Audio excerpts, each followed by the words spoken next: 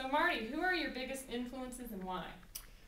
Well, as a banjo player, you have to start with Earl Scruggs, and I think Earl and Lester Flatt, along with Bill Monroe, kind of set the standard for traditional bluegrass in the '40s, and I think there's a ton of other influences, guys like J.D. Crowe and a number of banjo players that I could name that impacted me. I think each of the guys would talk about people who've played their instruments. I'm sure Eric would talk about Bill Monroe as a mandolin player, and Joel would talk about all the great fiddle players that have played in bluegrass bands throughout the years. So I think we're pretty traditionally oriented, and we love the old stuff, and we play a lot of it. Great. Okay. Joel, do you have any more recordings planned?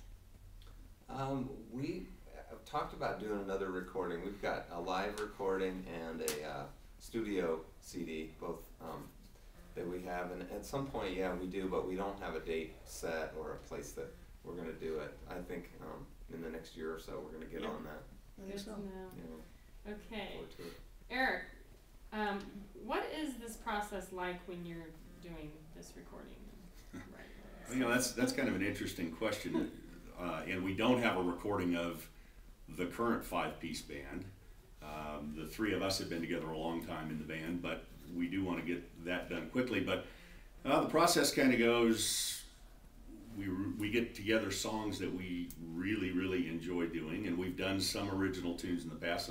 None of us have written anything that wasn't already on the radio, but we kind of get together and take a look at the songs that really drive us, that really speak to who the band is and the kind of music that we like to play, and then narrow that down and then get in the studio. And for the most part, we'll do live recordings, meaning we're not doing a lot of overdubbing, we're not doing a lot of fixing of mistakes, that kind of thing. We like the live sound and the acoustic sound that we have with bluegrass. Wonderful. Okay, we've got two more questions. Marty, what would surprise people about Kantankerous?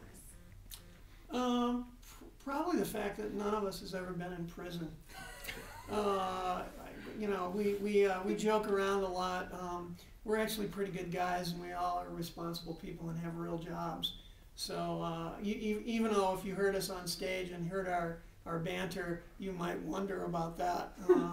But everybody's a pretty responsible citizen and has a family and so on and so forth. And what drives us is the love of the music. Wonderful.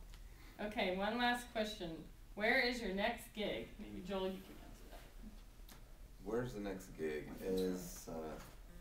That's before this, isn't it? So we'll be at the White Fence Farm. Do you guys know the date on that? 22nd of April. Okay. Great. Well, I really appreciate you guys coming out here today and giving us some information on Kantankerous. We're so excited to have you back, and we think it's going to be just as successful as it was the first time. Thank you. We're looking forward to it. Great. Thank you. Thanks so much.